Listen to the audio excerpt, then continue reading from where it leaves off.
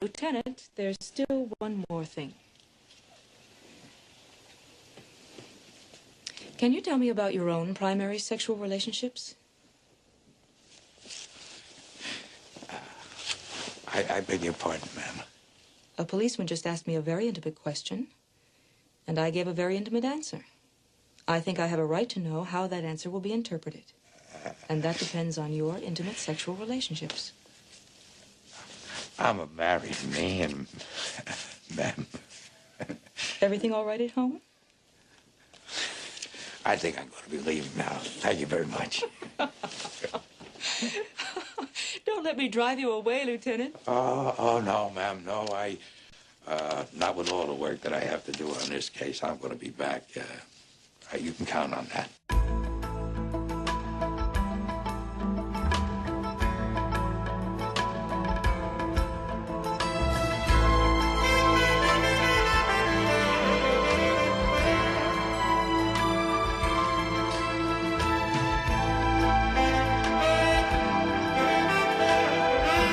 Hello, fellow Columbo fans. Welcome to the latest episode of the Columbo Confab podcast. This is Sean.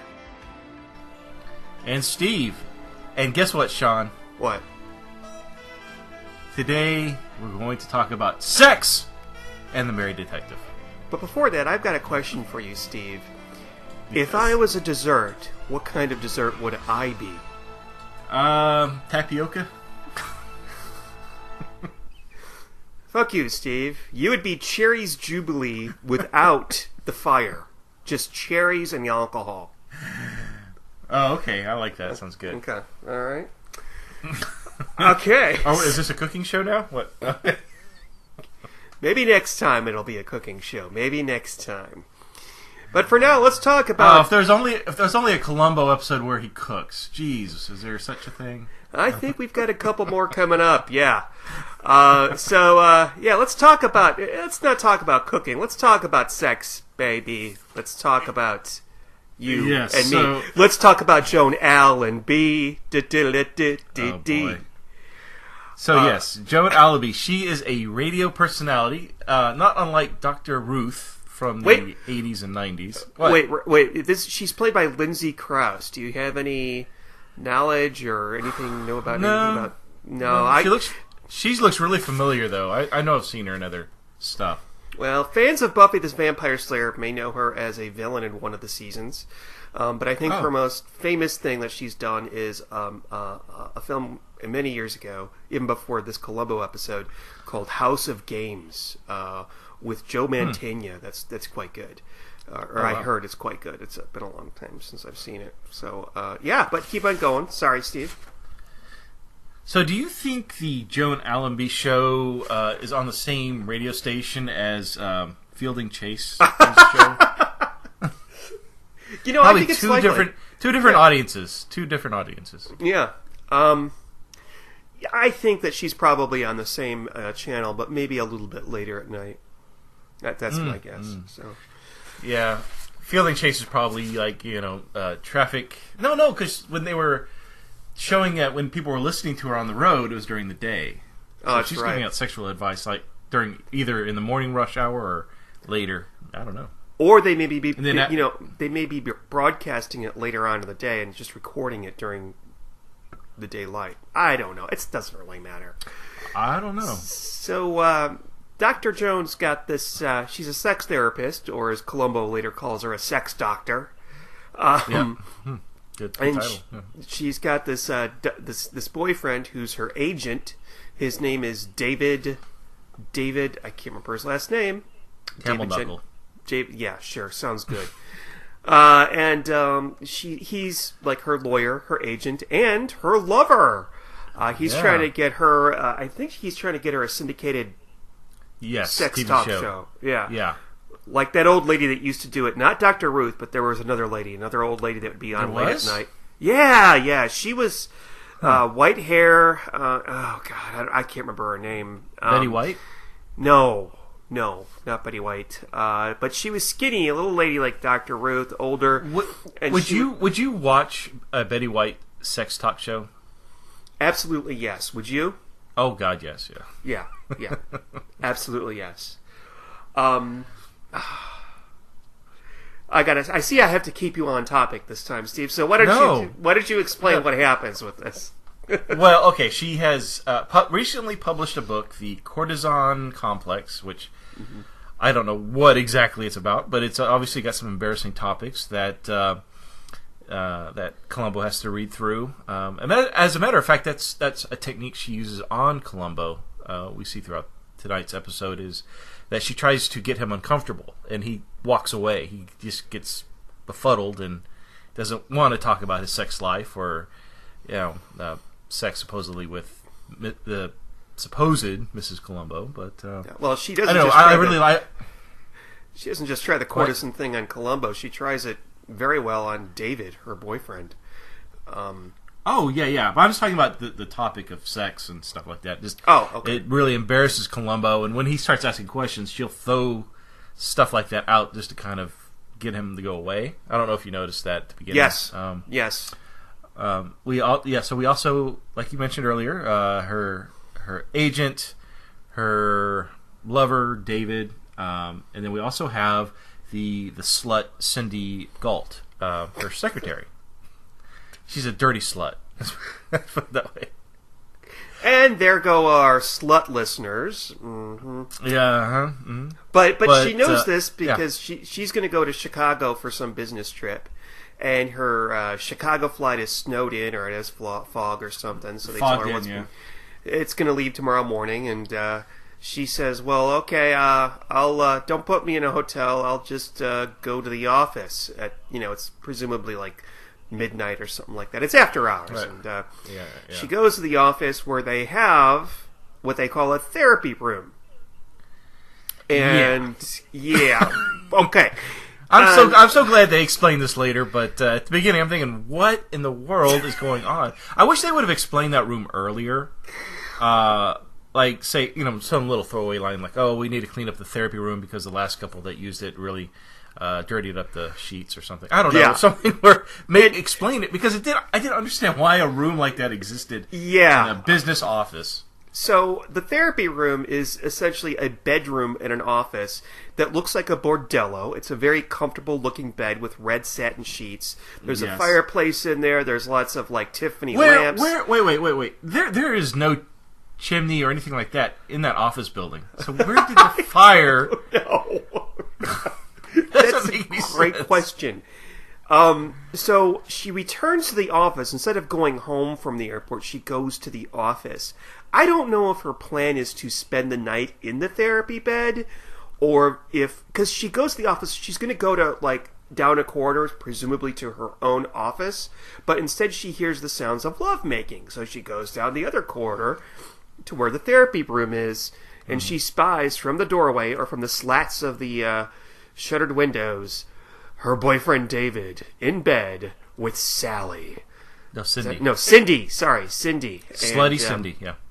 Not only are they at it, and they're doing it, and he's untying a red ribbon from her hair, but she says, "What kind of dessert am I?" And he says, "Something yummy, Belgian." A Bavarian chocolate cream pie or something like that. Yes. And then to make matters worse, she says, "What about your Dr. Joan?" And he fucking says, "Rice pudding." And she's there just crying her eyes out. Oh, so sad. It is actually. That burns. Oh my god. Well, can we go back a little to the beginning? Okay. Learn more about the staff at this sexual therapy office. Okay. So we find out that there's a couple of doctors that are there, and we find out later all of them have a thing for Joan. But Dr. Simon Ward, he wants Joan to read one of his papers and does not like the show because it's cheap and what did he say? Cheap and commercialized, something like that. So we have him. We also have a Dr. Walter Neff, who's a really weird one. He definitely likes Joan. He's jealous of David. He also should not be anybody's psychotherapist at all about anything. I agree. He's extremely insecure. He mentions later on he has agoraphobia, and he's in love with. what is that? Fear of people or fear of crowds? A fear of open spaces, and he probably has social anxiety too. Mm-hmm. He's not somebody you would want working for you as a psychotherapist. No, probably not. And he's the kind of guy that took He's the kind of guy that took those kind of classes in college because he probably wanted to learn about how to cure himself. Yeah. But yeah, we also learned about Cindy, and it's funny, even from the early onset, you could tell there was something going on with Cindy. The way she would look at David, just kind of catered to his, not to his desire, but to his requests. Yeah. The way she would look at him when David and Joan were kissing in the recording booth, how she kind of just lingered at them. You could tell there was something going on. Even her comment to Dr. Neff about how he's not interested in her, stuff like that. They don't drive it very. They don't drive this. They don't focus on Cindy very much as a character. But by the end of this, I don't like Cindy very much at all. Because she's a slut. Well, she also says something later on to Columbo that I found really disgusting. What? Well, she later on says to Columbo, "Oh, David was always making passes at me." It's like, shut up. You were having consensual sex with him. He wasn't making passes at you. Don't play the innocent pretty office girl stereotype. Give me a break. Oh, yeah. You knew exactly what you were doing with him. So, yeah, they're cheating on Joan. And so Joan goes to Chicago, and I'm assuming the next day David picks her up at the airport in his convertible. And did you notice? I don't know if you noticed on the drive from the airport. I think he's driving at like 10 miles an hour because not only is every car passing him, there's a guy on a bike that is actually going faster. And not only that, the bicyclist stares into the camera. Yeah, you notice this? Like, was that? Did they just drive down L.A.? And the guy on the bicycle was just not even an extra. It was just somebody that happened to be on the camera. I don't know. He looks at them. He looks at the couple and he stares into the camera. This bicyclist as he passes them. I don't know if that was like a green shot screen. It didn't look like it. But their hair was being whipped back as though they were going 50 miles an hour. But all the other cars were going faster. I assume the car was being pulled. Usually when they do stuff like that, they'll have it on the bed of a truck or something like that. It makes it appear they're driving because it's a close shot of the driver, and you can't see. So it's so that the actors can concentrate on their art and then driving.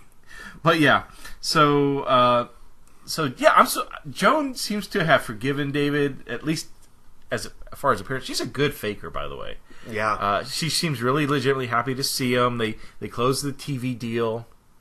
But we find out later that she is starting to build her web around David. So she invites him to meet her at a cocktail bar at 9 called Buckets. Buckets, good name for a bar, by the way. Nice Buckets. Yeah. Yeah. In the meantime, she goes to the. Go ahead. I'm sorry. Well, no. They obviously hire really good bartenders because the bartender there makes the best Shirley Temples. Oh yeah. I find that funny. So he teaches a bartending school. The bartender. I know we're jumping around, but yeah.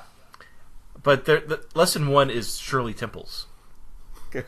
I don't know what to tell you, but that seems a little off. It's like I really wanted to have I really wanted to have a Shirley Temple at that point, because that looked like when the one that he made for Columbo looked really tasty. Did you ever order a Shirley Temple as a kid? Because that's who orders them. As a kid. Did you feel really grown up getting because it looks like a cocktail in a glass, like? No, but it looked like he did something more to the Shirley Temple than. Isn't it just like cherry? It's that machino cherry juice and like 7-Up or something. Yeah. But it looks like he was doing more with it. Like I don't I don't know. It looked like he was putting pineapple juice in it, maybe?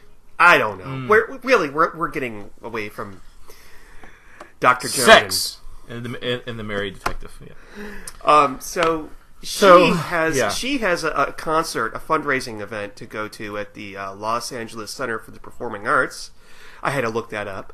A place which we've seen a lot in movies with its fountains out front. I mentioned the fountains because we're going to be going back to that shortly. And she meets this lady there. Oh, help us fundraise, blah, blah, blah, blah. And she goes and excuses herself and goes to use the ladies' room. And when no one is in there but her, she has a package hidden underneath the sink. Now. Yeah. Very Michael Corleone from The Godfather. Yes. Now, were you like me, and did you immediately think, when the hell did she put this package underneath the sink? What I was thinking is, how did she get the hat and not get crushed in that tiny package? Like, she wore a black men's fedora, but it was perfect. It wasn't crushed or anything. I don't know how... That is a really good question. I have no idea. And she also changed into that outfit in the stall in the ladies' room and was able to... Did she put on all that makeup, too? No, she did. She put the makeup on before. Could have. Okay, so she puts on this getup. She looks like Mrs. White from Clue, a younger, sexier Mrs. White from the movie Clue. She goes to Buckets to meet David, and the bartender, who, as you mentioned, very good bartender, thinks that she's a hooker right away. I'm sorry, a prostitute. I'm sorry, a sex worker. I don't know what you're supposed to call them nowadays. A courtesan. A courtesan. That, yeah. Yeah, there you go. That's the PC way to say it. Yeah. The only person that recognizes her for who she is. But he offers her free drinks, right? So why was she getting free drinks? Because she was a professional luring men to the bar, and therefore she was entitled to drink free. Because she was there to entertain men. And is that a thing? I mean, honestly, I don't know. I have no idea. Do high-end prostitutes get free drinks when they go to high classy cocktail lounges? I mean, what's going on there? I'm willing to bet. I don't know, but it makes sense because she pays the bartender, and she's basically paying him off to keep his mouth shut. Like to not tell the management that there's a sex worker here, and then he gives her free drinks. Well, obviously there's other ones. There was another lady of the night at the bar asking about her. You remember that? Yes. I want to go to a high-end cocktail place and see if a high-end cocktail bar and see if there are hookers there. See if you could dress up and get free drinks. Yes, exactly. No, for real. I want to see like an actual high-class sex worker in the wild, in her natural habitat, picking up men, rather than one on a street corner. I've seen those, I think. So did you like the scene where this is before she goes out for the evening? So she goes home. She's taking a bath. Oh, that's right. Yes, she's unwrapping her silky underwear and her stockings, and so she kind of I don't know how to what the proper word is, but she's kind of hookering up. She's transforming, hookering up. And I think she's a beautiful... The actress, I can't think of her name. I know you said it earlier, but... Lindsay Crouse. Yes, she's a beautiful woman. I mean, I thought it was very strange. Guys, except for Dr. Neff, all guys were kind of ignoring her until she, dressed up in her little black outfit. Lisa. They did a very good job of making her look professional and, an aseptic, in her professional garb. But then when she transforms, they made her look great. I mean, she was gorgeous. Mm-hmm. She's got a really nice body. You could see it when she puts her negligee on. But, I could see why David was instantly attracted to her at the bar. Well, yeah, in like one of the scenes when David's taking her to the airport, or no, I'm sorry, walking her out to the limousine that would take her to the airport. Mm-hmm. She's wearing like this grandmother shawl. She's really frumpy. Mm-hmm. So yeah, I mean, I guess if you want to attract a man, you don't dress. I wouldn't think you would want to dress like that. Yeah, no man's gonna want to sleep with you if you dress like their grandmother. Yeah, I guess. Well, if you're going to attract men, you dress nicer. You don't, maybe not the seductive sultress that she dressed like at Buckets, but yeah. So she brings. This is what she does. She brings David back to the office, to the therapy room. Oh, no. Oh, what? Okay. We're missing clues. We gotta discuss the clues. All right. Okay. So, so like you mentioned earlier... Because I love clues. Yeah, Joan is now dressing up as her alter ego, Lisa. That's her name. Mm-hmm. And so her next thing to do is to get out of the performing arts theater, make her way to Buckets. Oh, yes. And as she's leaving, she not only bumps into Helen, who's kind of the... I don't know, like the chairperson or whatever. Yeah, she bumps into her and Dr. Neff at the same time, which places Lisa, which doesn't make any sense for Columbo later, but places Lisa there instead of at Buckets. Now, that's interesting. That's true. That's what happens later on. But when I'm watching it, I'm realizing, oh, I get it. She's so dressed up that even the people who know her or just talk to her aren't recognizing her. No, they don't recognize her. Yeah. Yeah, interesting enough, only David recognizes her at the cocktail place. It takes him a second, because as he walks into that bar, he's eyeing every girl. Guy's a hornball. But he finally sets eyes on Lisa, or Joan. And then he realizes, after a closer look, oh, that's Joan. Oh, my God. So he probably had... like a kickstand going. He was probably so horned up. Yeah, he certainly did, at least up until maybe about 20 seconds before his life ended. Less than 20 seconds. But yeah, that's when she reveals to David that she wants the role play, and so call me Lisa. What else does she do? Oh, yeah, so they go, like you said, they go back to the office, which, okay. They use the therapy room. That therapy room is getting used left and right. That is so unprofessional. I hope they change the sheets. And when they get to the office building, they have to check in with the guard at the front. Ozzy. Okay? Yeah. Ozzy, who's studying for the bar exam. And it's very awkward when he brings her in dressed like Lisa. Mm-hmm. Ozzy knows who David is. So David goes up and signs in while she's holding back. All he has to do, because Ozzy sees her, and Ozzy, he doesn't want any Ozzy to question who she is. All he needed to do was say, oh, that's Dr. Allenby. But he didn't, which I find interesting, because that's the first thing I would have done. Otherwise, I would have been afraid that Ozzy would think that, Right. Well, Ozzy obviously knows, because I thought one of the things that did not lead to a clue that Columbo hit on was that... I mean, he gets there slowly, but he should realize, that David and Cindy didn't check out for that evening at the office.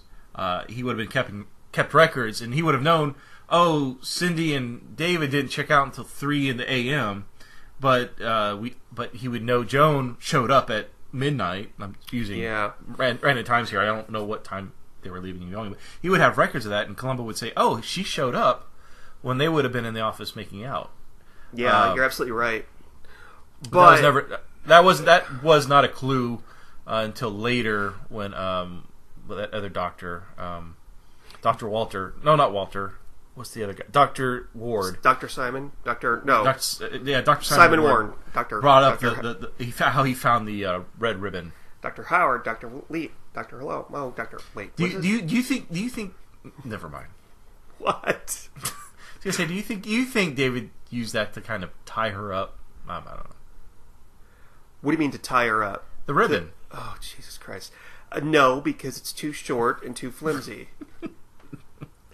Jesus fucking Christ. Oh. Damn it. So, she brings him back. She shoots him. Can we go ahead and just assume that it's implied that she gives David a hand job with that glove? Yes. Can we? Yes. I know they don't show it, but he's really enjoying something going on in his pants. He is extremely turned on. The actor, I mean, if they didn't have their clothes on, this would be full-on softcore porn. Yeah. It's an extremely seductive thing that she does, and he is just going mad. And who wrote this? Sharon Denise? I mean, what's going on?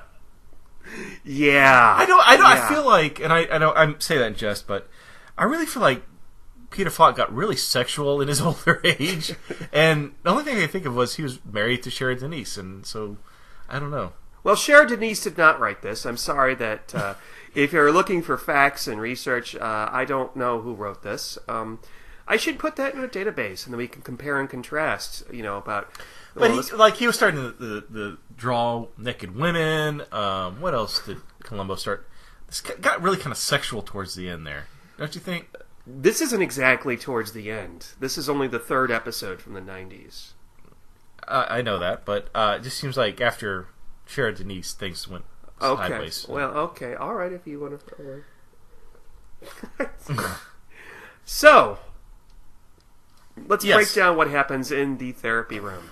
Right. So, again, hope to God... I wonder if the Russian lady cleans up in there. I'm sure she does. We got to talk about her later. So she tells David to close his eyes. His shirt's unbuttoned. He, I guess, got his hand job. Let's just assume. Let's just say yes. He got some kind of pleasure. She tells him to close his eyes and that she's going to service him. So she pulls out her gun, which we find out later that she purchased, which, it was funny that it was a weird edit when she was going through her clothes, and it looked like someone gave her a gun. Yes, and she had a collection of guns, and that's exactly what I thought. Yeah, but it was like a man's hand handed her a gun. That's all you saw was a man's hand give her a gun. She picks it up. That's all. This is the hand. I didn't see a man's hand. That's interesting. Yeah, but I'm like, did she buy a gun? Who's this guy? Like who? Well, that's interesting because later on we find out that the gun store clerk is a woman. Is it? Yeah. I thought it was a man. Okay. I may be wrong, but I thought that the Columbo says she said that she was nervous. Maybe. I don't know. But so she pulls out her gun.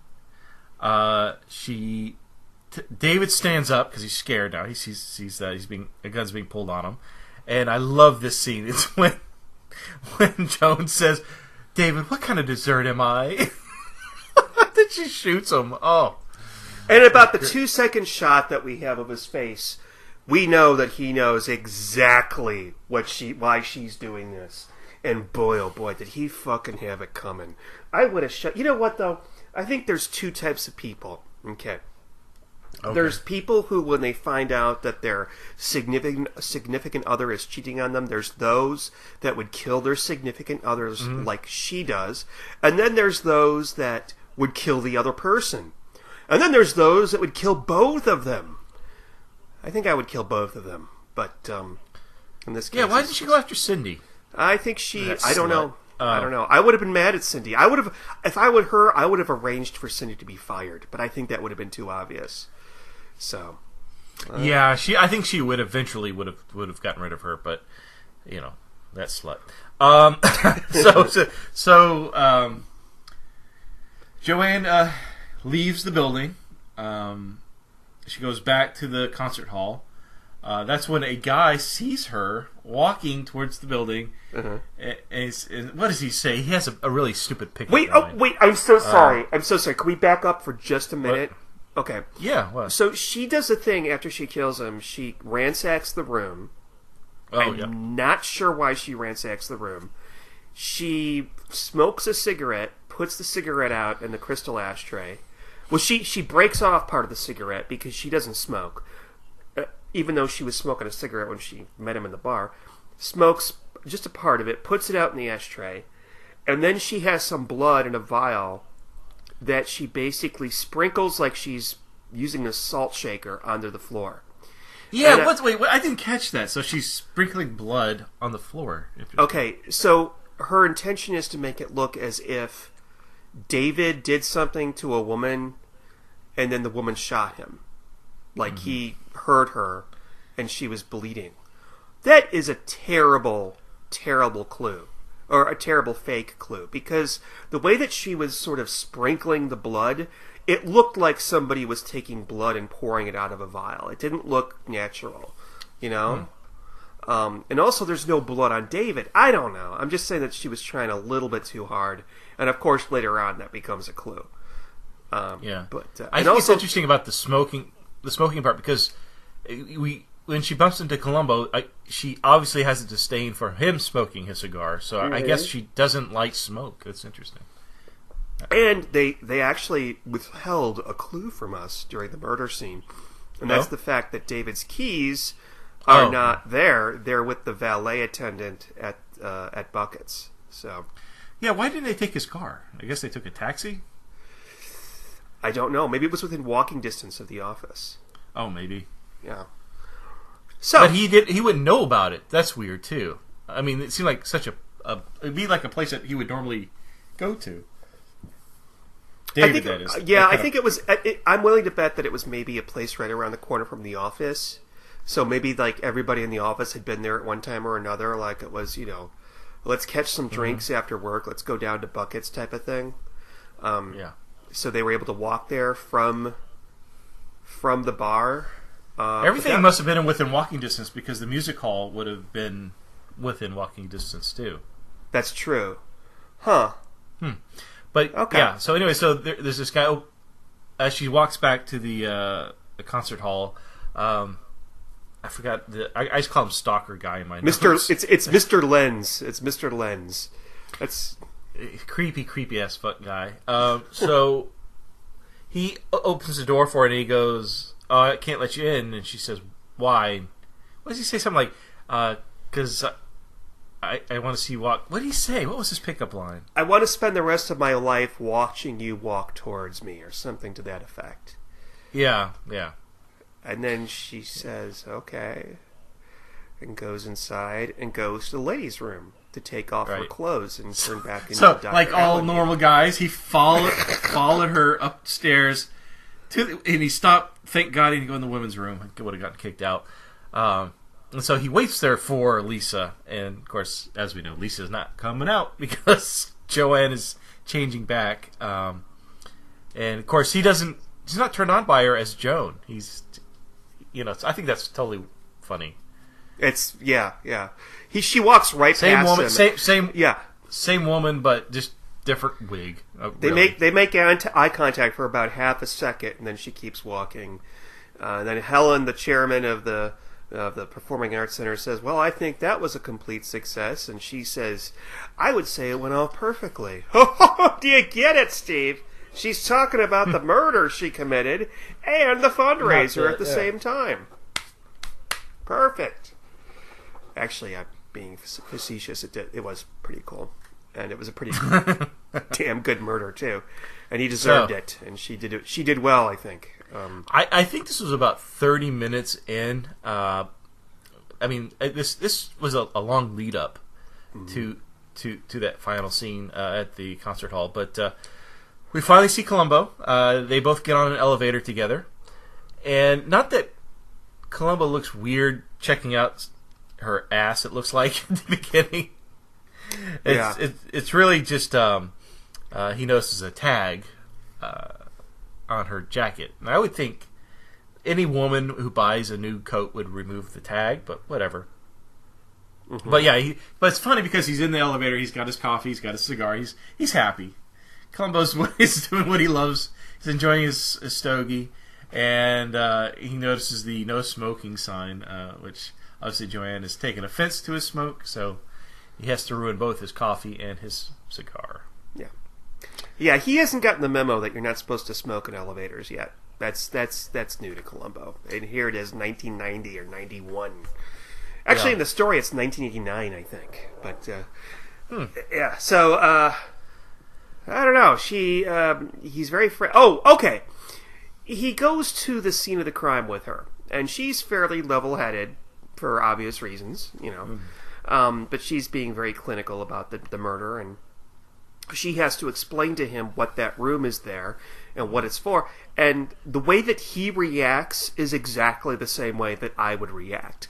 Like, usually the way Columbo reacts to, like, modern things is like, oh, well, I don't feel comfortable talking about that. Like fax machines. Yeah, exactly. Hello.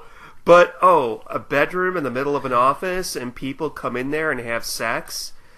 And the first thing that came out of his mouth was, well, you mean the people in the other room are watching? And that's exactly what I thought. Yeah, well, like, the way the slats are, obviously, someone could walk in, like she did, and watch the whole thing. Yeah. And you know somebody abused that, like Cindy, slut. But I can't understand the logistics of that. Is it that they're having a therapy session and the doctor says to them, now, what I want you to do is I want you to go into the therapy room and do this and this and this and see if it works, and then come back out and tell me how it worked. And then you go in there and you use this complete... Is this a thing? If this is a thing, please... I couldn't do that, no. Yeah, that's just ridiculous. But I do wonder if it does exist and we just don't know about it, so... I don't know. All right. Yeah. Well, so now we go to the scene where Columbo goes back to the concert hall. I forgot why he goes. Oh, wait! Going back. He has a conversation with her about sex, and he mentioned that he's married, and she does that thing that you were talking about, where she tries to ask him about his sex with his wife. That's totally unprofessional. I cannot. I agree. I totally agree. Unless he's paying you, I wouldn't ask him about sex with his wife. There's a lot of people that find that very uncomfortable, me included. Yeah, yes. So then he goes to the Performing Arts Center because he wants to check up on her alibi. Yeah, like I think David was supposed to have something to do with that concert hall as well. I just don't remember what. He had it written down on his date book that he was supposed to be there. And I think by the second time that he meets Joan, he knows that it's her, because one of the big clues is that David's car keys were nowhere in the room. Okay? And what's interesting is I watched last night, my parents are here visiting, and we watched Try and Catch Me. And the victim's car keys are a big clue in that too. Well, it turns out that David's car keys are, as I said, with the valet parker, the valet attendant at the Buckets bar, which means there's no way that David could have gotten into the office building, right, unless his killer also had an office key, which means the killer also works in that office, and who's the most likely suspect but his girlfriend?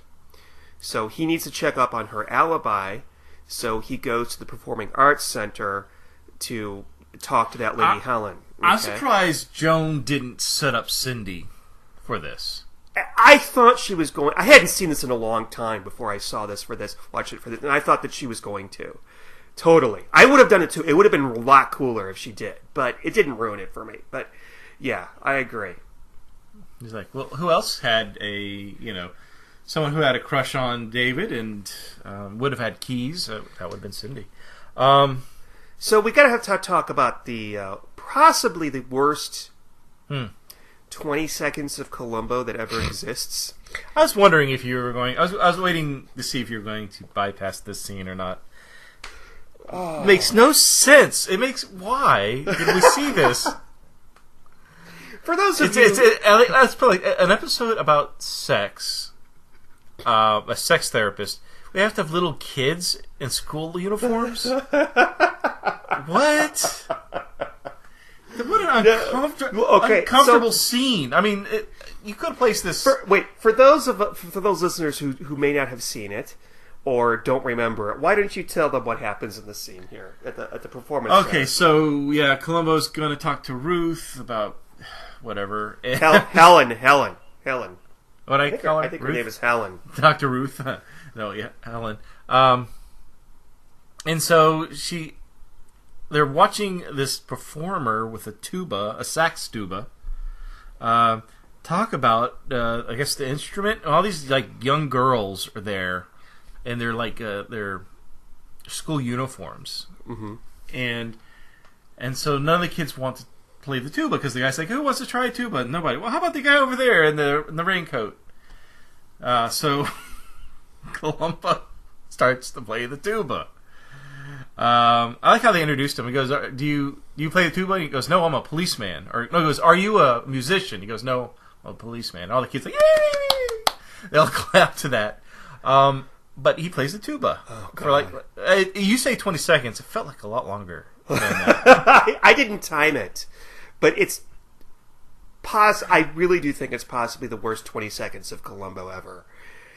Why? Because he plays.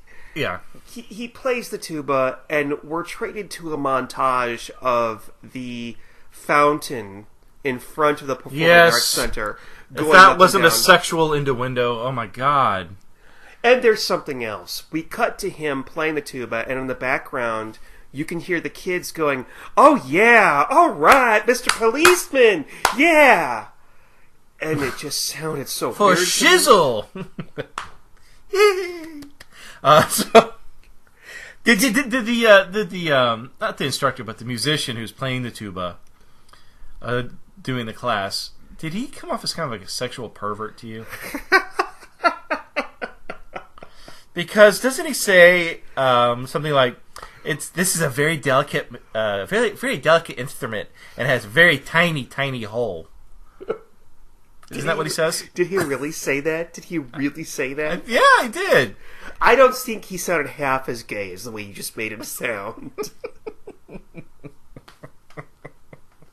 Okay, we're losing a lot of listeners. Let's see, the gays. Let's say the women. That's how he talked. Gosh, Lee. I thought it was very sexual. And then they had a tuba march with him and Columbo playing the tuba. Oh man! Do you think that was actually Peter Falk playing the tuba, or did they just have in post they added it? I don't know, Steve. If you had to put money on it, which would you bet? I don't think Falk knows how to play the tuba. Me too. Oh. In fact, I think when you play the tuba, your cheeks puff out, but I may be wrong about that. But he's not Louis Armstrong. Come on. Yeah. So Joan. Okay, so they go off on their little tuba parade, and that's when we see Joan sneak in. Of course, they don't see each other, Columbo and Joan. She sneaks in because she's got to get her clothes, Lisa's clothes, out from under the bathroom. And I'm really impressed with whatever tape she used. That's some really strong shit. Don't you think? I mean, for it to last that long? I wonder if they had Gorilla Tape back then, because that's what it made me think of, Gorilla Tape. Did you feel nervous for her when she couldn't find the package at first? Mm-hmm. It reminded me of the scene in Make Me a Perfect Murder, when she's trying to get the gun off of the roof of the elevator, and she can't quite get it. And she's freaking out. Right. You remember that? That's right. Yep. Mm-hmm. And she almost forgets where she puts it, and she thinks it's not there. And it takes her a couple seconds, but she eventually finds it, and she cries out in relief, I guess, because she's normally so calm and collected, but when she's searching for those clothes, man, oh man. And she puts it in a briefcase, a very nice briefcase, and then runs into Columbo on the way up the stairs as she's going down. And by the way, earlier, I was wondering how the hell she got in that place and stashed the clothes there to begin with. But in this scene, we see she has the run of the place because she's on the committee. And, and the fact that she does have a reason for being there. She has got a list to give to Helen. Yeah. And the thing is in her briefcase, and Columbo goes through this whole thing of how beautiful the briefcase is, and he's touching it, and she has him hold it for a second while she takes something out of it to give Helen. She's really living on the edge here. She's playing it very dangerously, very close with Columbo. Yes.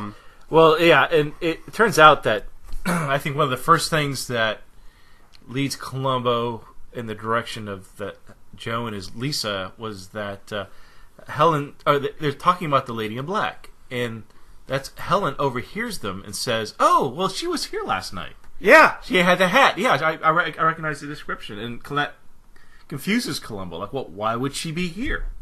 Instead of at the bar or doing whatever she's doing, turning tricks. Mm-hmm. And then he goes to the bartender school. Now, yeah, I want whoever is, if anybody out there has been to bartending school, I want to know if bartending school is anything like it is in this, where they all have to dress up in a bow tie and vest, and they've got their own little station. And do you really start with Shirley Temples? Lesson 1, Shirley Temples. Yeah. And anyway, he talks to the bartender. He finds out David was picked up by some sex worker named Lisa, and they even made a point of making the cash visible and all that. I don't know. Yeah. And after that, and I think it's interesting. After talking to the bartender, Columbo says, "You would make a great police officer or a great detective or something." And he goes, "I like the job I have," or something to that effect. That I enjoyed what I'm doing. I enjoy the job I have, and that's actually a recurring theme in this, which we'll bring up later. But yeah. So the next scene is Joan is at home. She decides she's going to burn the Lisa outfit, and so as she's getting ready, she takes the briefcase to the, what do you call the front of the fireplace? The hearth.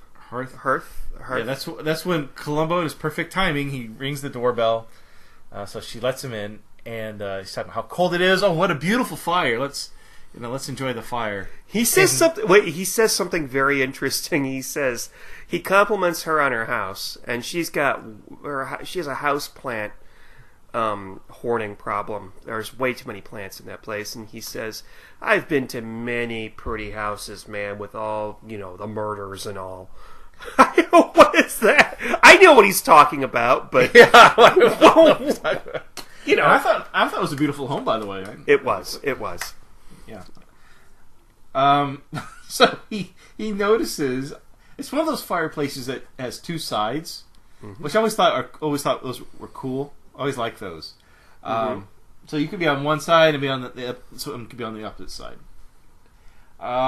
So he sees the briefcase on the other side, and what does he say? He's talking to her about random stuff, and he sees the briefcase on the other side of the fireplace. He says, "And I'm going to see about that briefcase over there." And so he goes scampering over to the other side, and she's nervous. Like, she's obviously really concerned. Like, what does he want to see about the briefcase? And only because he was concerned about the getting too hot, the leather cracking from the heat of the fireplace. Which I thought would have been another clue that she just recently placed the briefcase there. Because there wouldn't have been any fire damage. There wouldn't have been, you know what I mean? You know what? You're absolutely right. Why would she be in her nightgown holding a briefcase in front of the fireplace? That's absolutely true. Do you think he suspected her? Do you think because he was feeling the briefcase? He sat down on the couch. He had the briefcase in his lap, and he was feeling the side, saying, "Oh, you're lucky you didn't get heat burn or heat damage." But he does, and I don't think Columbo does anything by accident. Really, he tries to leave with the briefcase. Yes. Okay, was that intentional? I think it was. I like to think that he realizes she was about to do something, and it involves that briefcase. She seems nervous about the briefcase when he was talking to her earlier that day. So I think he realizes there's something about that briefcase. I agree. I didn't think so the first time I watched this, but watching it again, I agree. Yes, I watched this twice, more or less. And that makes a lot of sense because here it is at night. She's got this briefcase. She put it next to the fire. As you said, it hasn't been damaged by the fire yet. She's in her nightgown. And Yeah, and he knows it's her at this point, and he knows probably she dressed... Why do you think he knows it's her? What makes you say that? I think he knew as soon as he found out that the valet had David's keys. As soon as he found out that somebody had to have let David into the office. Maybe as soon as he found out that they were lovers too? Yes. So by now he knows this because, well, he knew they were lovers right away. Yeah, and then, she never reacted when he brought up that at the very beginning when they first meet Columbo and Joan that David was with a lover because there's lipstick on the cigarette, whatever. The way she reacted was very calm and collective. If they were lovers, maybe that was made her a prime suspect because she didn't react the way he thought two lovers would react, or a lover would react from the death of one. So maybe that was... She makes up excuses like, well, I don't like to feel sorry for myself or something like that. But even the most professional person, you gotta have, she's been with the guy for 3 years. I mean, right.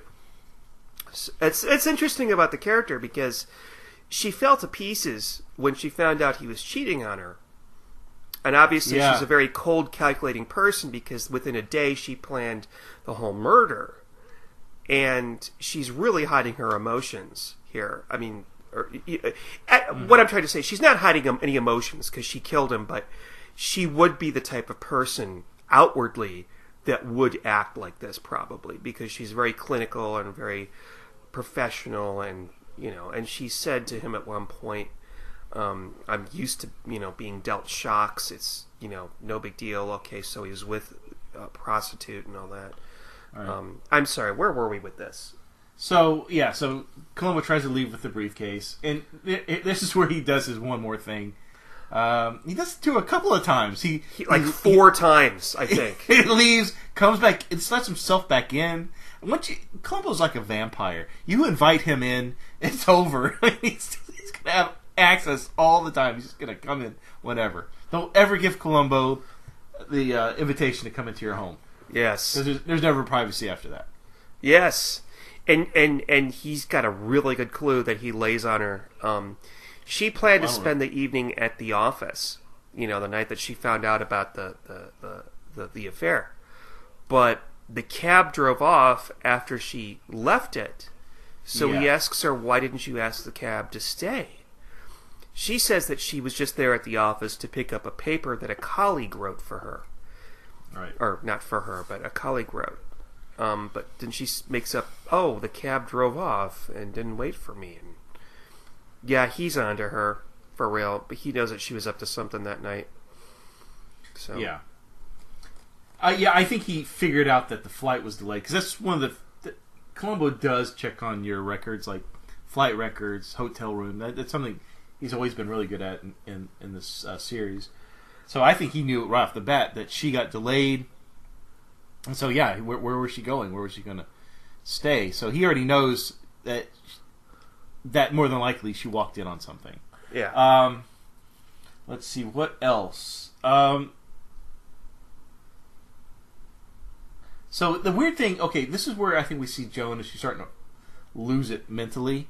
So after Columbo leaves, she goes to burn the Lisa outfit. And she has this change of heart. She takes out the hat and she puts it on. Then she goes back upstairs and dresses back as Lisa. And then has a conversation with herself. Very kind of Fight Club-esque. Her mind has now separated into two different characters. There's a Joan and a Lisa. And they're talking to each other. This really cool scene I liked where it was a mirror, a two-way mirror. And so you're looking back and forth. Lisa's on the left side of the mirror, Joan's on the left side, which has a lipstick cross the mirror, and then on the right side is Lisa talking. I thought it was a really clever scene. That was a really clever scene. And you're right. She's beginning to lose it. And I think that the lipstick cross against Joan, I think, indicates that Lisa is now in control. Yes, absolutely. And it's such a silly horror story trope, but it totally works for some reason, even though this isn't a horror story. Yeah. That was very well done, and which is interesting because when I was younger and saw this for the very first time on TV, I hated it.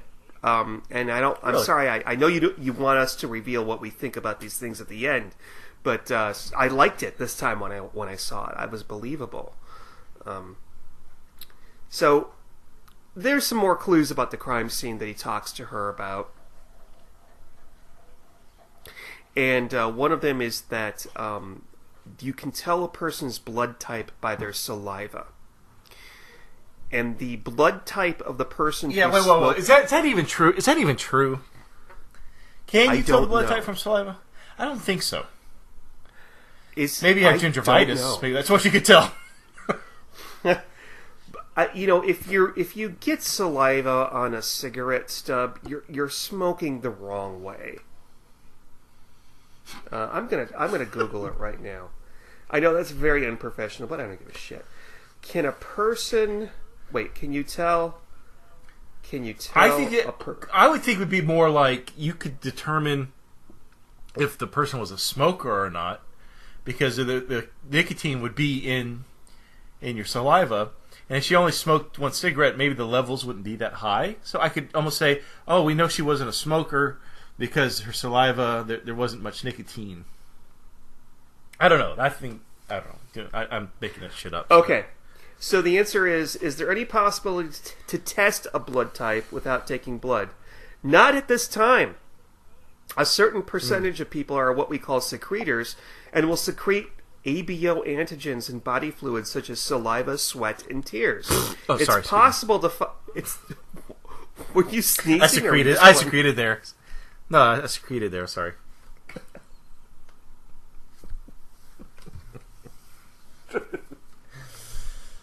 What?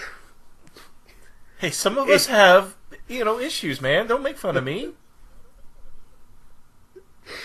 It's possible to find out a blood type from these, but it takes far more work and expense than just using blood.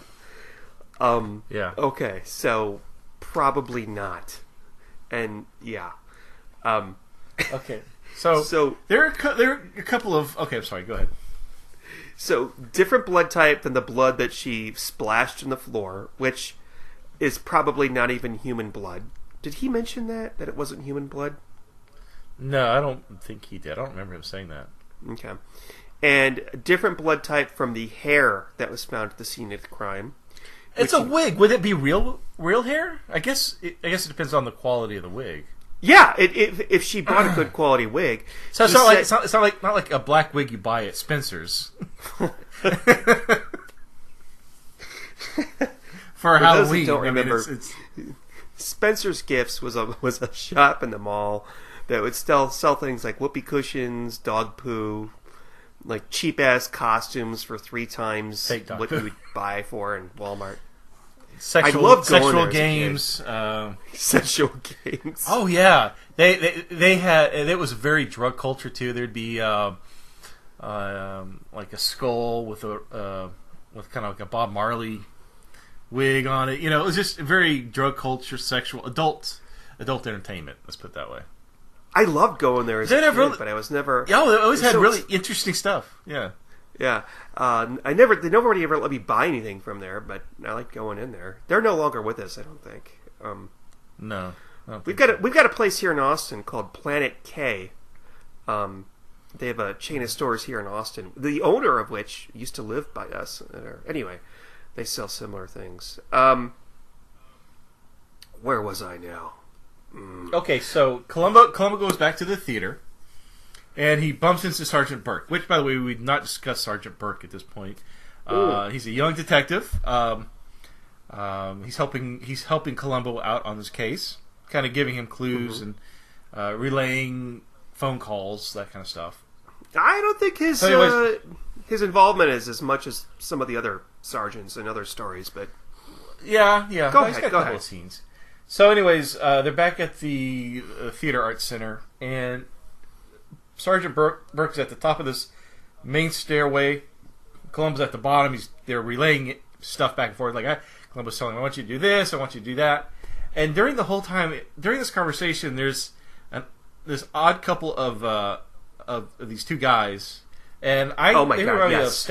they remind me of Statler and Waldorf from the Muppets. The real life version of Statler and Waldorf. One's a tall, skinny guy. The other one's like a fat, trumpy one with a mustache. And they're in a performing arts center, so they very well could have been them. So they're going upstairs to the balcony, yeah. No doubt. Yeah, it could have been. I don't know if that was intentional or if that's just my mind coming up with wishful thinking, but I don't know. But they say something weird happens here. There was a joke here somewhere because they're in between Sergeant Burke and Columbo going up the stairs. Columbo's at the bottom of the stairs. Sergeant Burke's at the top. And Columbo says, I want you to talk to everybody who was at that charity fundraiser and talk to everybody that had contact with the lady in black. And these two guys, Statler and Waldorf, look at each other and then turn around and start walking back down the stairs as if they're going to leave. The fuck was that? Yeah, I thought I missed something there too. I wasn't real sure. That didn't make any sense at all. Yeah.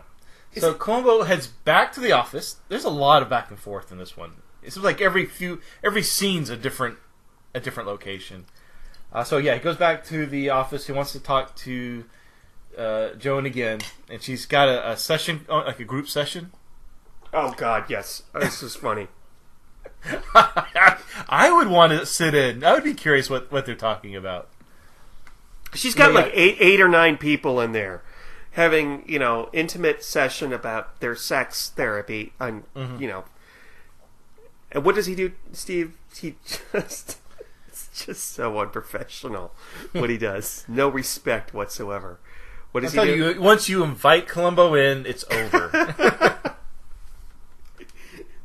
He opens the door and walks in. And she says, "Excuse me, Lieutenant, I'm busy here." And he apologizes. "Oh, I'm sorry." Like, okay. But then he steps out, comes back in, and says, "Do you mind if I sit in?" And she's like, "No." Like, Columbo obviously has no concept of psychotherapy or doctor-patient confidentiality at all. Right. Well, I think at this point we realize that she's getting annoyed with him now. The politeness is done. She's tired of him interfering in her life because he's not going away. And I'm sure that's in the back of her mind that she thought she could take care of him. As a matter of fact, when we had that earlier scene with Joan and Lisa, and Joan asks what we're going to do about Columbo, and Lisa says, "Oh, I can handle him. He's easy." But I'm starting to wonder if Joan's realizing she can't constantly deal with his interference. Yeah, absolutely. And I think even being there, we found out later. Funny scene before we get there. Funny scene is Columbo goes into the therapy room. He decides to jump onto the bed, which I would have done. It has like a bare rug looking thing at the foot of the bed, and he looks up and there's a mirror. Yeah. Yeah. Have you ever slept in a room with a mirror on the ceiling, Sean? Not to my memory. It's possible I may have, but I don't remember it. I wasn't in the company of people who I'd want to be sober with. How about you? No, I've never been. Have you ever wanted to see yourself having sex, Steve? When I was young, probably be something to look at, but now, no, I don't think so. I Old agree. age does not agree with me. No. I would pay money. I'd probably be embarrassed. Yeah, I would pay money not to see me having sex. I mean, I'd pay to see others having sex, people I didn't know. But, no, not me. No. So, So we find out that the office is full of gossip. And maybe that's why Joan is nervous about him being there all the time, because now everybody's starting to see him as a fixture of the office, because now they all talk to him.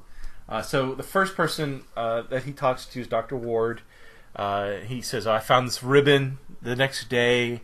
I think he even says it's Cindy's. Does he say it's Cindy's? Yes, he does. It's the type of ribbon that Cindy would wear in her hair. Yeah. He talks about what else? I don't know, but he asks like some advice. I need to talk to Joan about something, and I like the advice that Columbo gives him. Something like, "I advise you to do the right thing." It's exactly what he tells him. Yeah, and the doctor's like, "Yes." I'm like, "Oh my god."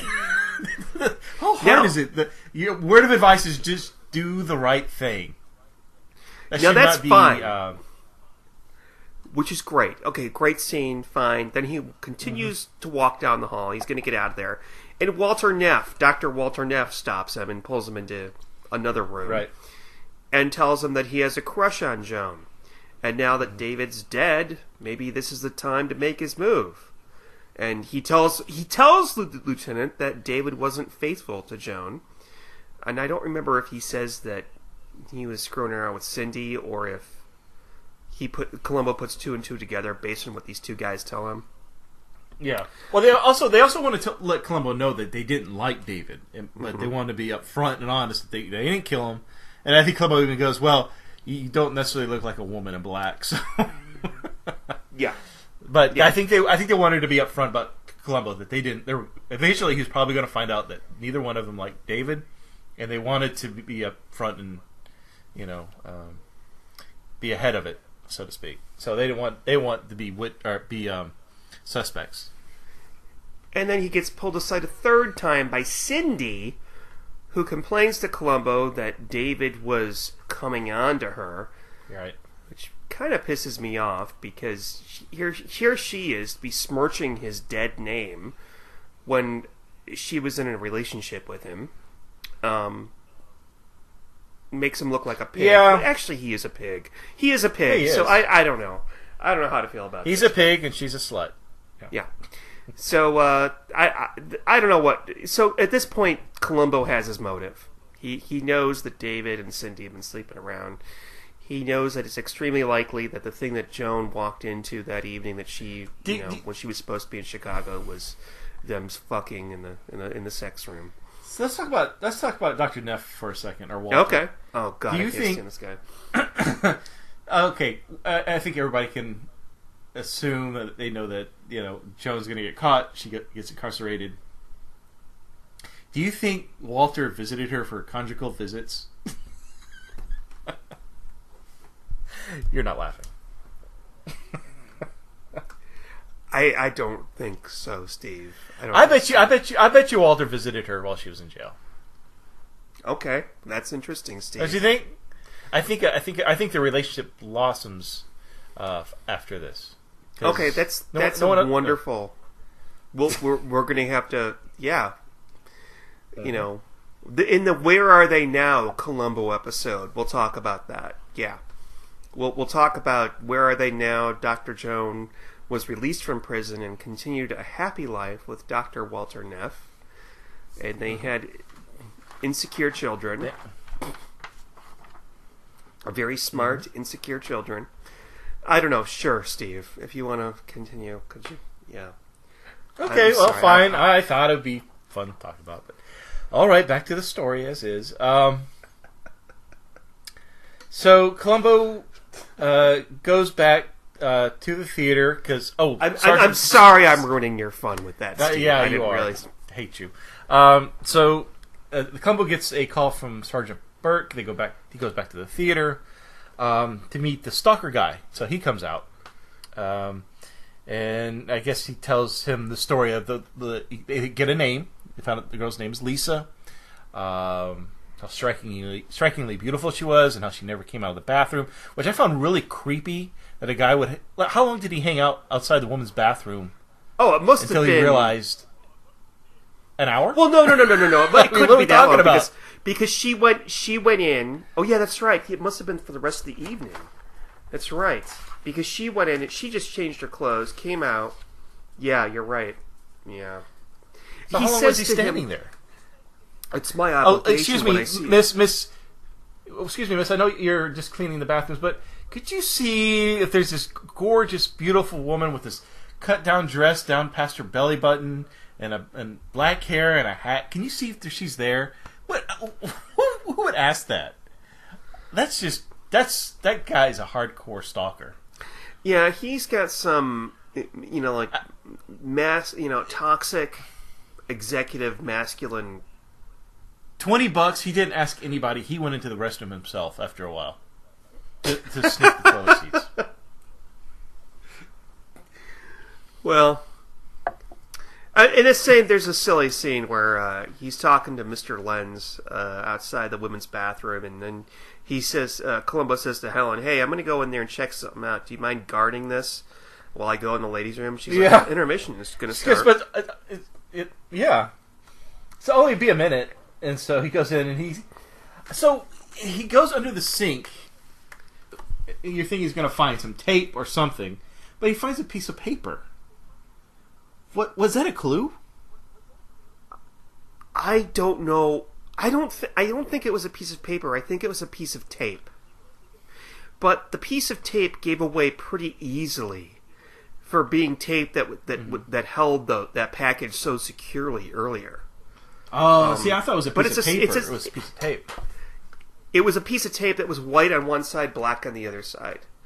But more importantly, I guess, is that Columbo's holding up the line of ladies lining up to go use the bathroom, and when he walks out, there's like 30 people waiting for him to get out, and he's, I'm sorry.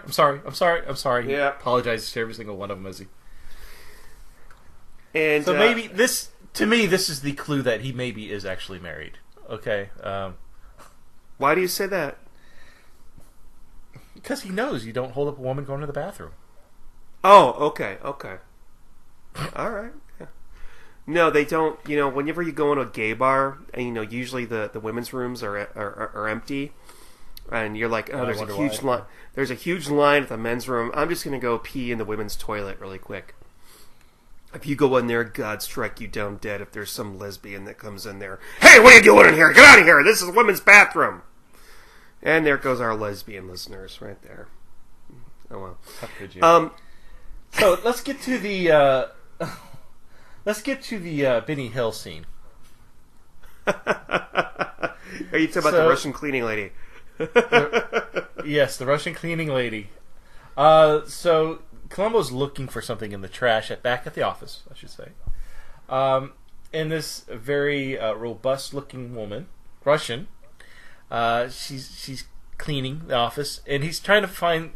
I don't know what he's looking for specifically, but he's going through all the trash, and she's getting mad at him. And she say something like she threw the trash out, and he gets trash.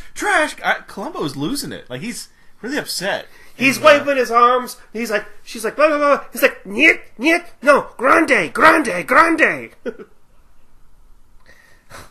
But so it was very. If you put the Benny Hill music to it, it would have been really funny. Yeah, he's looking for the big trash receptacle where she dumped out everything, and the thing that he's looking for is the tag from the coat.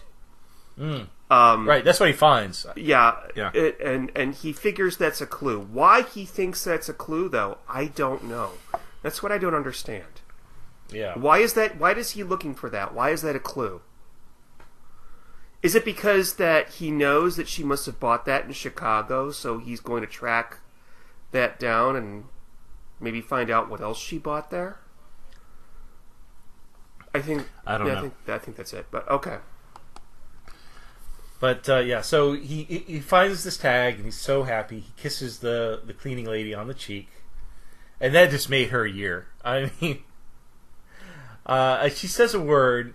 I googled it because I was curious what the hell she said. I thought it would have been something dirty, but it wasn't. I'm going to mispronounce it, but Svidanya. Svizdet, Svidaniya. But she goes, Svidanya, police boy.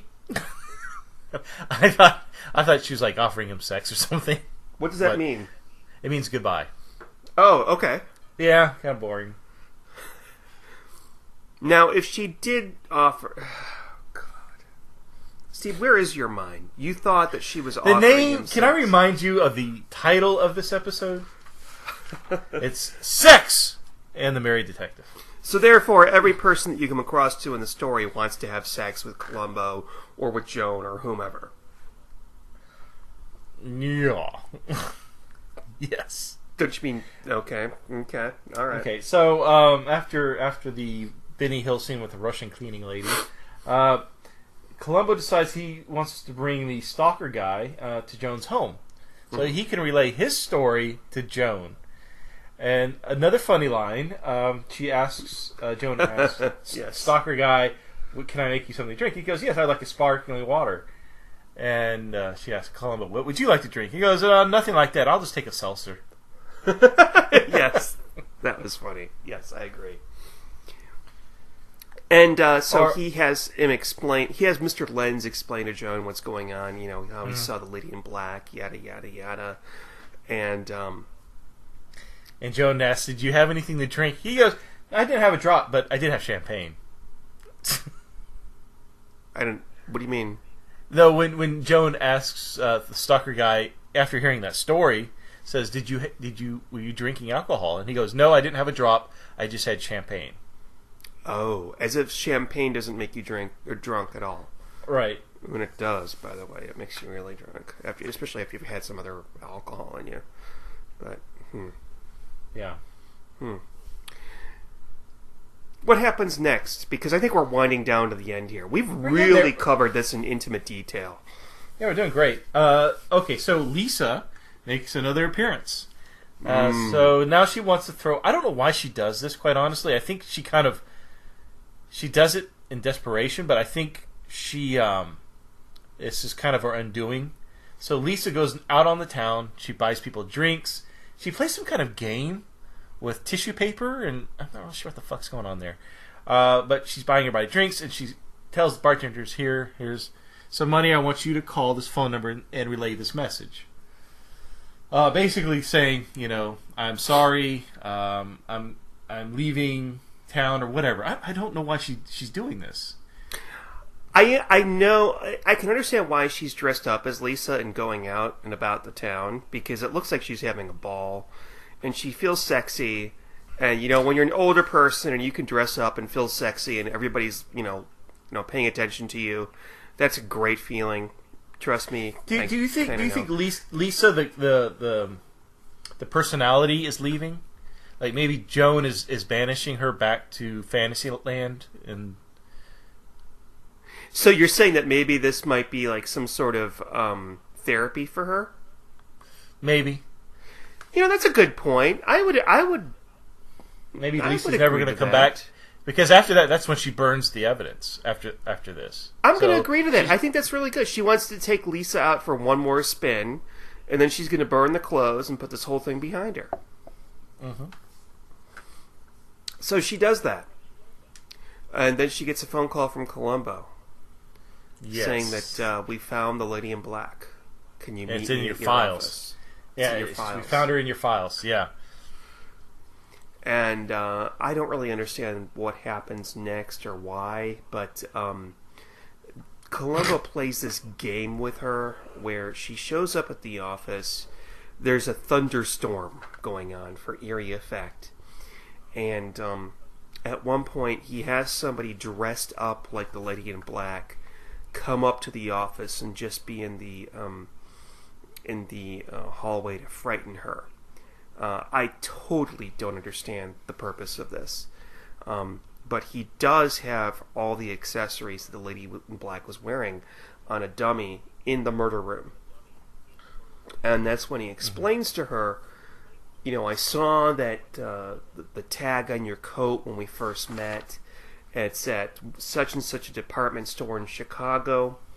You purchased that on credit, but we interviewed some of the other salespeople, and they all were able to tell us that you purchased also a number of other items with cash, including a black long-haired wig, a black men's fedora, a black dress, etc., etc., etc. Okay? So the question is, where are all these things now, and why did you buy them? And Dr. Joan pretty much gives up the goat right then and there, and she and Columbo are sitting in front of the fire, and she says to him, Columbo, after all this, I did it because I was alone. I was sad. I was humiliated. I was faced with days of loneliness. And quite frankly, anybody else in my position would have felt the same thing. But nobody else, but few people would do what I did. That is, dress up as a fantasy lady and kill him. Mm-hmm. And the lieutenant says something to the effects, yes, that's right. Actually, ma'am, I've enjoyed our talks very much. And he doesn't say it in these words, but more or less he says, yes, and I don't blame you one bit, ma'am. And that's pretty much the end. Yeah, there's... I enjoy it when Columbo at the end, after catching the murderer, gets the confession, tells him, I don't appreciate what you did, but I not admire you, but something like he did that with Ennio Port in a Storm. What is another one? What with Ruth, Ruth Gordon, Try and Catch Me, with Abigail Mitchell, where he tells him, where he what's the word I'm looking for? He respects them. He respects them, but he doesn't respect what they did, but he respects them as a person. He did that with the William Shatner one, the 70s William Shatner one, the one where he played Ward Fowler. Mm-hmm. Where they both like each other a great deal, and they were able to communicate as one-on-one, more or less, and not with the '90s one with William Shatner. They fucking hated each other, but with the '70s one with William Shatner. So there was, I don't know if this was before Traces of Murder. Was that before or after? Way before. This was only the third one. Okay, so because there's a scene. It's during the when she confesses, but he's talking about ashes and hair, and he goes, "Yeah, we had our lab guys vacuum the entire room," and I'm like, "That's right, you learned that from Patrick Kinsley from Trace of Murder. You always vacuum up to find your earring backing or whatever." So there you go. So, they showed a guy vacuuming the place when they, All right. Who's going to grade this one first? Do you want to go or do you want me to go? What do you decide? Whoa. Can we, a few other things I want to talk about. Okay. I'm sorry. So there, when they're again the final scene, and Columbo says, "Yeah, that thing with the keys. This stuck to me." And she goes, "Well, it could have been the cleaning lady."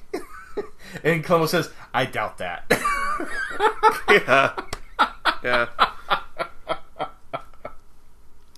Yeah.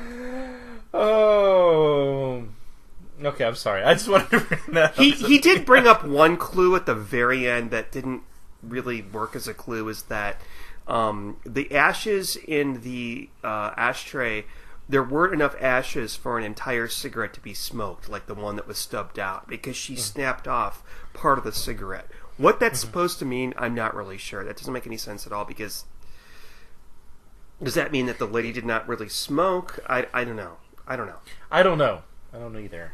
Like, what would have been bad if you left half a lit cigarette? You didn't smoke it all the way down. Well, it was smoked all the way down, but there weren't enough ashes for it in the ashtray for it to be smoked all the way down. Yeah. Unless maybe the person threw it out in the fireplace. I don't know. So, is there anything else you want to bring up before we No, I know there's one other thing, but I forgot. But anyways, okay, so let's review it. Sir, do you know where I'm going to grab my number for reviewing? There are a few good numbers in here. This one I have no idea, because I forgot to look for it. Okay, I'm going to let you go first. What would you rate this, Sean? 1 out of 500 milligrams. Wait, 500 milligrams. Oh, that's the amount of cigarette ash. From a typical cigarette, I don't know if that's true, but currently if you smoke a full cigarette, you leave 500 milligrams of ash.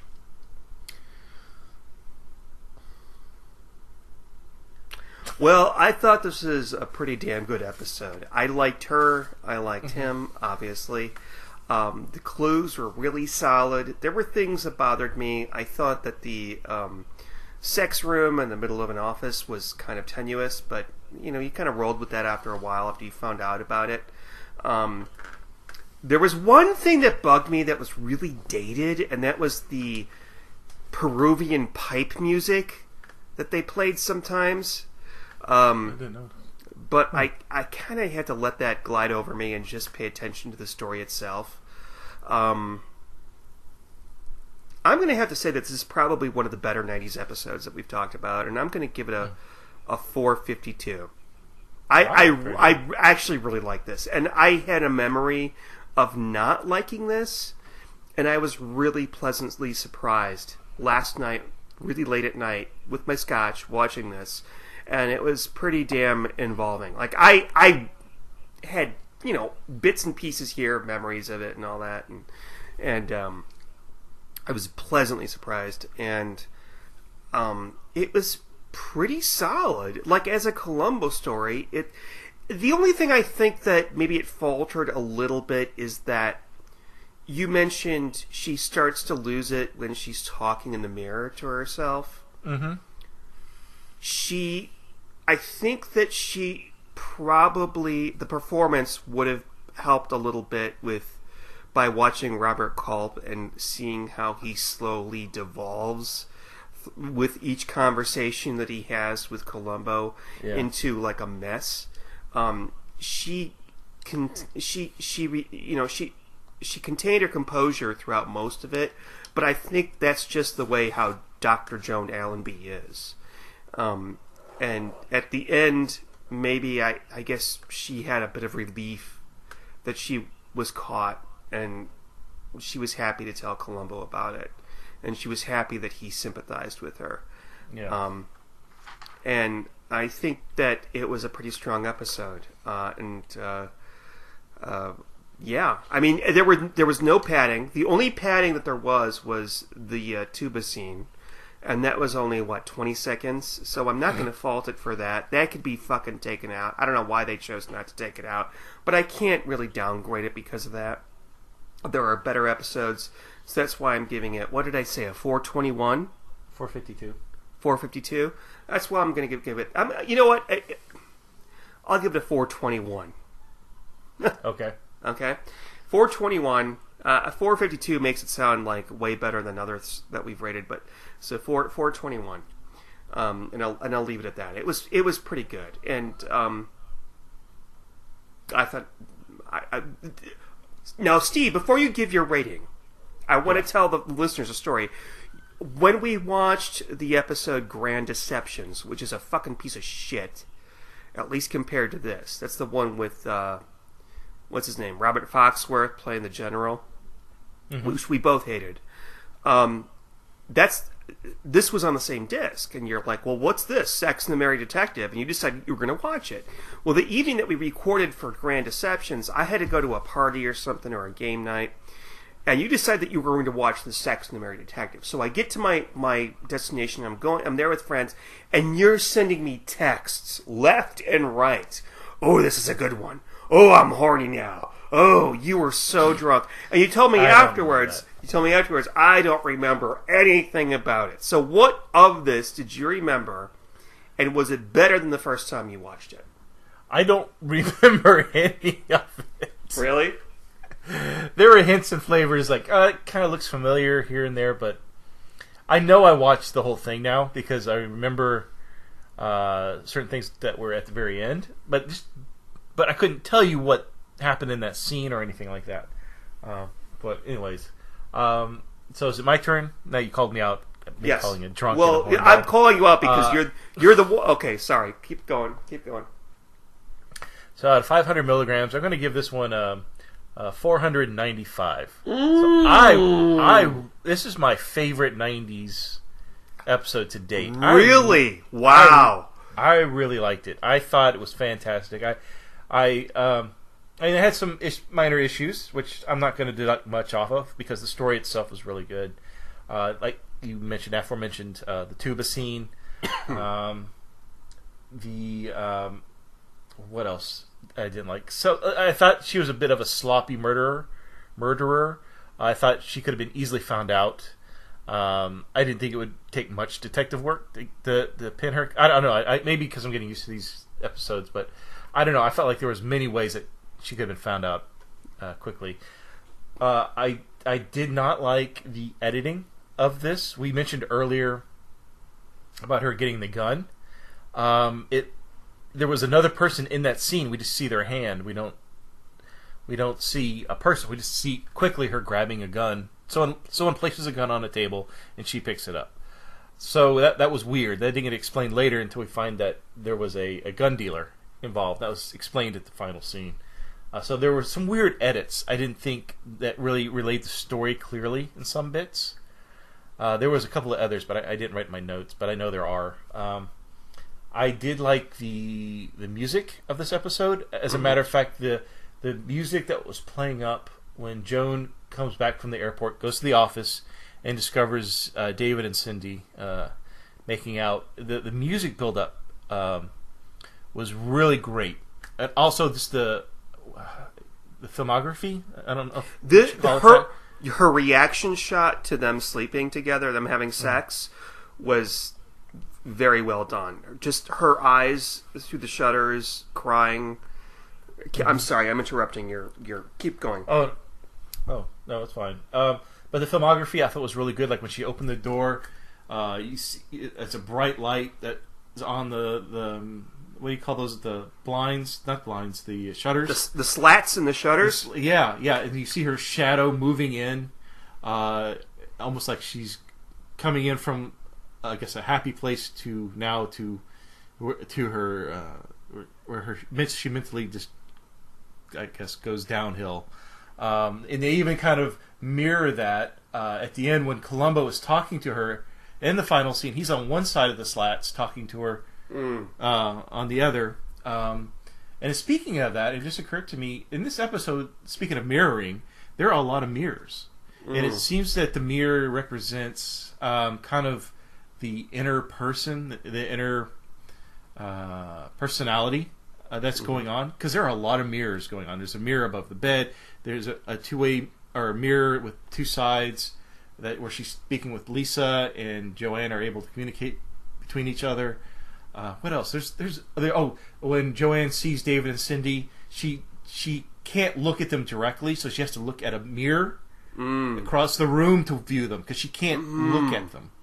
So there's a lot of, I don't know what the representation of the mirror is, but it's definitely heavily used in this episode. Like I said, when Columbo looks in the mirror, he's more quirky and being funny. You know, he's waving at himself and smiling.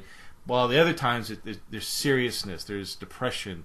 So I almost wonder if the mirror is kind of like they say that the eye is the window to the soul or something to that effect. I'm wondering if that's kind of how that was used here. What else? Speaking of eyes, there was a scene where Joan is dressing up as Lisa for the first time, and they show her eyes, and one is brown and one is blue. So is she putting in a contact, or like why were they showing that? She was putting in contacts, I think. But who would notice that? That's exactly what I thought. It's for her more than it is for him, I think. I remember getting colored contacts at one point, and I loved them, but nobody else cared, so I took them out. And yeah, it's for her more than him. I mean, the person that you look at in the mirror, she loved that person that she was, and yeah. Yeah. Oh, she loved Lisa. Uh-huh. But anyways, so I really enjoyed it. I would definitely watch it again. I think it's probably the best, like I said earlier, best 90s. I think it's among the best. It's not my favorite, but it's really well put together. There is something about her as well that I can't put my finger on, and I'm talking about the actress Lindsay Crouse. I felt that maybe her performance is a little bit too wooden at times, but it didn't ruin it for me. I'm going to say this for like the third time. I was so pleased that it was so much better than what I remembered, because when I would tell you, we've got X number of 90s episodes to go, and 2 are not so good and one is good. This is one of the not so good ones that I was thinking of. So yeah, I'm really glad that you liked it, and I'm so pleased that you liked the '90s episode finally. Yay! And yeah. Steve, we've this was really good. Columbo was really, really on his game. I typically like the '70s, just because the character of Columbo I find more entertaining. But man, it was just on the ball for this episode. I loved it. Yeah. Why they couldn't take out that 20 seconds at the tuba, I don't know, because that was weird. It was weird. It doesn't out of place. Yeah, it doesn't quite go to the level of like ruining it for all of us, but it's so stupid. After these messages, we'll be right back.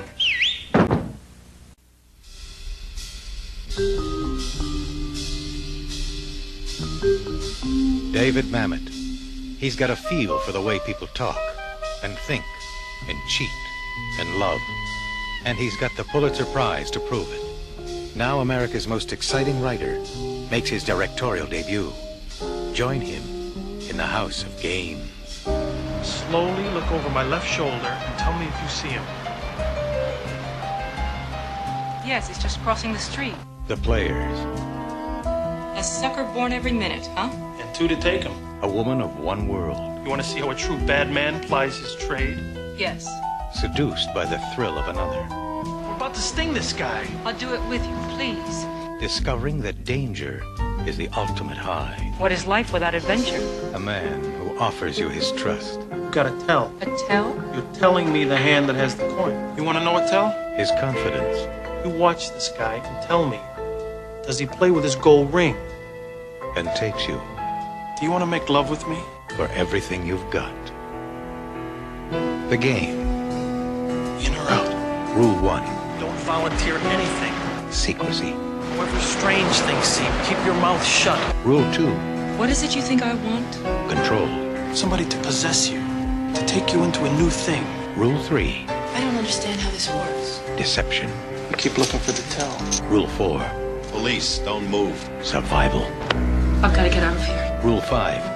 Ignore all other rules. We've lost $80,000 we borrowed from the mob. I should have turned around the first moment you brought the broad. In the House of Games, there's no one you can trust. Who brought the damn cop? Not even yourself. Lindsay Crouse, Joe Mantegna, in David Mamet's House of Games. All right, time for feedback, I guess. All right. All right, so we have an email from Amanda C. Ah, Amanda. And she says, thanks for the podcast. Hey, guys! It's your friend Amanda here. It's actually a friend of ours. Maybe we shouldn't be reading it because it's a friend. She says, I'm emailing you from work since I've been listening while grading. I've only seen a few Columbo episodes. My favorites are the Nimoy one and the one with the subliminal movie advertising. But I've been a long-time listener of your podcasts, as you know, and it's just fun to hear the banter. She was a guest on one of our TARDIS Tavern episodes. This is horribly nepotistic, or it smells of nepotism, I suppose, reading a friend's email. But what the fuck? You know, we have no other I think emails, nepotism so. is if you're related. No, if nepotism would be if it was like our cousin or. What if as it's far a as I know, friend? she's not related to either one of us. So No, we're not really. She's not related. What if it's a friend? Is it still nepotism? Fuck it. I don't know. I think nepotism is blood relation, but whatever. I get what you're saying. Doesn't matter. The listening audience can listen to 30 more seconds before we pick the next episode. She says, apparently I have to buy the DVDs for my spouse now since his letter got read on the air. The fan mail with the not-so-subtle hint about his Amazon wish list. Do you guys have a recommendation for what order to watch these things in? I know they're standalone episodes, so the answer doesn't necessarily have to be a linear by broadcast date. Thanks for the hours and hours of fun listening. Best Columbo podcast ever. Cheers, Amanda. I suggest like how we've been kind of doing this, jumping around, because the episodes really aren't related to each other. No. It's not a serialistic show. So you're not. I mean, it's always the same, really. I mean, there's you could watch something from the '90s and then jump to the '70s, and you would not be out of the loop on a running plot, you know. This is what I would suggest to Amanda. What Steve said, exactly the same, except we bounced from a '70s to a '90s and back again. I would just put all 69 in a spreadsheet, and then use a random number generator to pick 1 through 69 and go from there. And don't get discouraged if you hit 1 or 2 that are not that good or that you don't enjoy that much. And because if you enjoy this as a concept, you will be very, very happy by the time you're done with it. Because I think that the good outweighs the bad in this case. Do you agree? More or less, Steve? I think you do. Yeah, I do. Yeah. And another thing I would do when trying to figure out if I wanted to watch an episode for myself outside of this podcast, I would look at guest stars. Like she mentioned earlier, Leonard Nimoy. I really wanted to see that one. Dick Van Dyke, that was one of my favorites. If you're looking for like a popular actor from the 70s or whatever, I would really recommend you kind of highlight certain ones. Like, who else? Actually, Jack Cassidy. Like, if you watch all 3 Cassidy episodes. Oh, yeah, definitely. Or every Jack Cassidy episode is perfect. I love every one of his. Or if you watch every Robert Culp episode or every Patrick McGowan is really fun to watch, all of his episodes together, because they are so completely different and weird. That's the trifecta right there of Columbo villains. Culp is great. He's very manic. Though there's only one episode I liked it, but I didn't like him in it, was the Columbo Goes to College one. I thought he was really wasted. That's not a real Robert Culp episode, because he's in one scene, he's not even the murderer. That doesn't count. Yeah, but that's fun. I would do that. Yeah, do it by murdering. And McGowan, I love him. I don't care for his characters very much, but his voice is so... And he's got just an odd accent, and the way he speaks is so original. You know, he kind of has an upturn at the end of his sentence. You know what I'm talking about? Just says, "Hello, Steve. I didn't know you were coming in." I can't do it right now. I know. I know. No. The way he talks is so different, and it's when he does talk, you listen. You want to hear what he's going to say. And all his characters all have that same accent. I love it. Wow. Even when he's trying to do an American accent. When he does an American accent, it's even better. But he is American. He is? Yes! I did not know that. I know that he's... I thought he was British. Wait, I have to look it up. Maybe he is British. I think he is. He is... fuck! Oh, wait. Okay. He was born in America... And but he's Irish. Irish actor Patrick McGowan rose to become the #1 British TV star in the 50s and 60s with The Prisoner. Right. His parents moved to Ireland when he was very young. So though he was born in America, he was raised in Ireland. So I know he technically is American, but okay, not the voice. Sorry, you're right. I can see. Okay, he's my favorite, by the way. We there's still 2 episodes that we haven't touched of his, and when you say that you don't like the characters that he's playing, just no.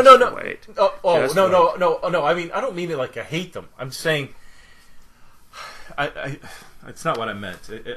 He's a fascinating actor. Yeah, and he does a really good job. And there are others like George Hamilton or William Shatner. You can those are 2 that have been. You know, they've done a pair of episodes, one 70s, one 90s, which is fun to look at. Yeah. I like the early Shatner one. That's my favorite. I'll be honest. Really? He plays the detective. Was it Lassard? The detective. Lestrade. Lestrade. Lassard's in Sherlock, right? No, Lestrade is in Sherlock. Wait, is it Lestrade? You're right. No, wait. Oh, and Agatha... Lucerne! It's Inspector Lucerne. Lestrade's from Sherlock Holmes. Did you get upset when Cindy trashed Agatha Christie at the beginning of this episode? If anything, she'll help you sleep. Yes, that was a little upsetting. But what would it basically... If you're either into Agatha Christie and reading that, or it will make you sleep. And there are Agatha Christie stories that will make you fall asleep. I just recently read one, so fair enough. But I think that the book that she gave her was Murder in Mesopotamia. I'm guessing, but that is not one that will make you sleep. So I don't know. Although it would be great if it was a murder that involved a lady that dressed up to kill somebody. Oh yeah. Oh my God. What? She gave her a Poirot book to read. I know that because it was. I could tell by the cover. It may have. I'm not going to say what. It may have been the book After the Funeral, which involves something like this, where somebody dresses up like a person. I have to look into that. Listeners, if you know anything about that, I wouldn't be surprised that the writer or director would insert something like that in there. Yeah. So. Okay, so I think it's time. Or sure, Denise. I do like that question. What order would you watch these in? And I think kind of random, but blocks of actors would be good. Blocks. Well, you know what? We one little question from Amanda, and we talked about it for 7 minutes. I do. Wait, I have a question for you, Steve. Though. Yeah. So far, when we were watching these '90s episodes, you said that your favorite one was "It's All in the Game" with Faye Dunaway. Do you like this one more than It's All in the Game? Remind me that one again. What's the plot of that one? That's with the Faye one with Faye Dunaway and her daughter, but you don't know it's her daughter. You think it's her lesbian lover, and they kill off the lover. Yeah. And then at the end, she kind of has a thing for Columbo, or she pretends that she has a thing for Columbo, and he pretends that he has a thing for her to let her off her guard. And you love I like this one better. I like this one better. Thank you. Yes, this one is way. I did not like that was a good one, but no, I couldn't remember it that well until you reminded me. But no, this was really good. I definitely recommend it. Yeah, interestingly, they're both female murderers, but I don't want to read too much into that. So, okay, so Steve, time to pick. Next week we're going back to the 70s. Steve, are you ready? Okay, I'm ready. 24 possibilities. Go ahead and spin the swinging wheel of the 70s. All right.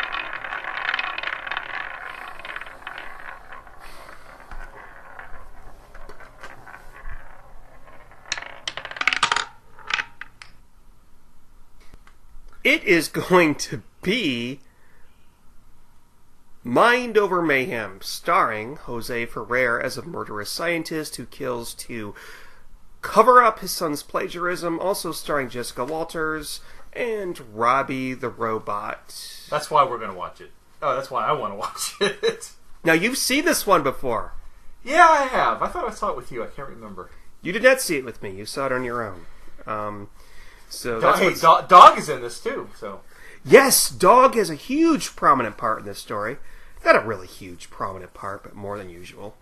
Robbie the Robot, also seen in Forbidden Planet, and what else? Well, he was in a lot of robot movies back in the 70s. Mork and Mindy, Lost in Space, Insert. No, that was a different robot. Not the main robot, but I will bet you anything he was in Lost in Space at one point.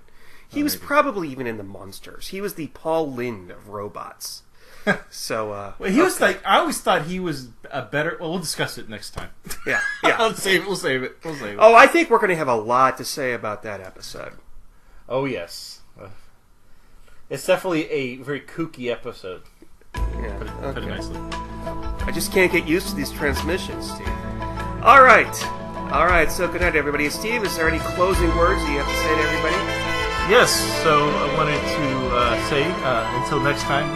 This is Steve suggesting that a rich sexual fantasy life is as important to good sex as choosing the right lover. Good night. Good night.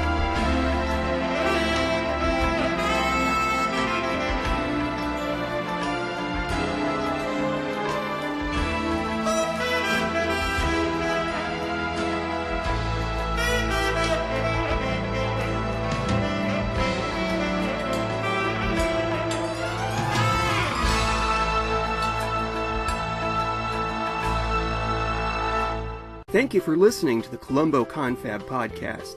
To email us with a comment or question, write to columboconfab@gmail.com.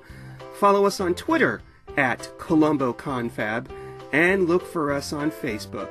If you're enjoying the show, please leave us some happy reviews on iTunes. I love clues. Hello, I'm Sean, and I'm the host of the 1001 Movies podcast, based on the book 1001 Movies You Must See Before You Die. Each episode, I randomly pick a film from the book and spend about 10 minutes talking about its director, the cast, the genre, and my personal thoughts on the merits of the film. Each delicious yet bite-sized episode contains information about a film from practically any genre, any country, or any year. Check us out on iTunes, and we'll send you free cookies. Some